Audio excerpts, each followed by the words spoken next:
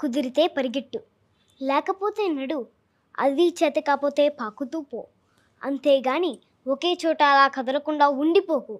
ఉద్యోగం పోయిందని, వ్యాపారం దెబ్బతిందని, స్నేహితుడు మోసం చేశారని, ప్రేమించిన వాళ్ళు వదిలి వెళ్ళిపోయారని అలా ఉండిపోతే ఎలా?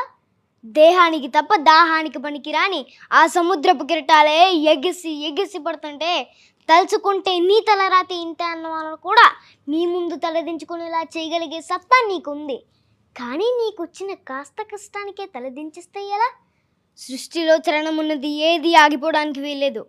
పారే నది, వీచే గాలి, ఊగే చెట్టు, ఉదయించే సూర్యుడు అనుకున్నది సాధించాలని నీలో కసి కసిగా ప్రవేశిస్తోందే, ఆ రక్తంతో సహా ఏది ఆగిపోవడానికి వీల్లేదు. లే, బయలుదేరు. ఆ మానసిక బాధల సంఖ్యల్ని తెంచేసుకో. చూద్దాంలే. చూడటం కాదండి, మీరు చెయ్యాలంతే.